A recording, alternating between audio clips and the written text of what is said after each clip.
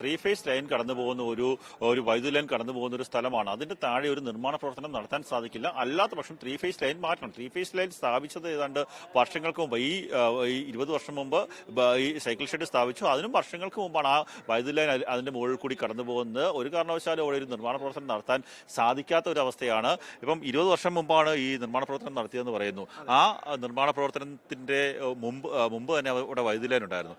ആരാണ് ഇതിനുള്ള അനുമതി കൊടുക്കുന്നത്? ഇതിന്റെ അനുമതി എന്ന് പറഞ്ഞാൽ ഇപ്പം രണ്ടാമത് ഇട്ടതാണ് ഷീറ്റ്. നമുക്ക് കാണാൻ പറ്റും, ആ നീല ഷീറ്റ് ഇപ്പം ഇട്ടതാണ്.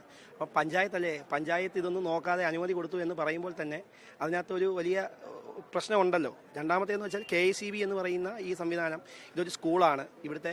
ഇവിടുത്തെ പാവപ്പെട്ട സാധാരണപ്പെട്ട ഒരാളുകളുടെ വീടിന്റെ മുന്നിൽ കൂടെ ഒരു ലൈൻ പോവുകയാണെങ്കിൽ അതിന് ഇത്രയും വലിയ പ്രശ്നം ഉണ്ടാക്കുന്നത്. പക്ഷേ ഇപ്പോൾ പറയുന്നത് ഒരു ലൈൻ ഉള്ളതിന്റെ അടിയിൽ കൂടെ നമുക്ക് നിർമ്മാണ പ്രവർത്തനം നടത്താൻ സാധിക്കില്ല. KICBയുടെ പലതരത്തിലുള്ള നൂലാമാലകളുണ്ട്. പക്ഷേ ലൈൻ കിടക്കുമ്പോഴാണ് അനധികൃതമായിട്ടുള്ള കെട്ടിടം നിർമ്മിച്ചത്. അതെ, അനധികൃതമായിട്ടുള്ള പ്രവർത്തനങ്ങളാണ് ഈ സ്കൂളിൽ ചെയ്യുന്നത്. കാരണം എന്ന് വെച്ചാൽ കേരളം ഭരിക്കുന്ന രാഷ്ട്രീയ പാർട്ടിയുടെ മറവിൽ, അവരുടെ മാനേജ്മെന്റാണ് ഈ സ്കൂളിന്റെ, അതിന്റെ മറവിലാണ് ഇവിടെയുള്ള ഇതുപോലുള്ള പരിപാടികൾ നടത്തിക്കൊണ്ടിരിക്കുന്നത്.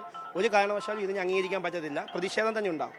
ഇപ്പോൾ ശക്തമായ പ്രതിഷേധവുമായി വിദ്യാർത്ഥി സംഘടനകളടക്കം ഇപ്പോൾ RSP പ്രവർത്തകർ പ്രതിഷേധവുമായി എത്തുന്ന ദൃശ്യങ്ങൾ നമുക്ക് കാണാൻ സാധിക്കും.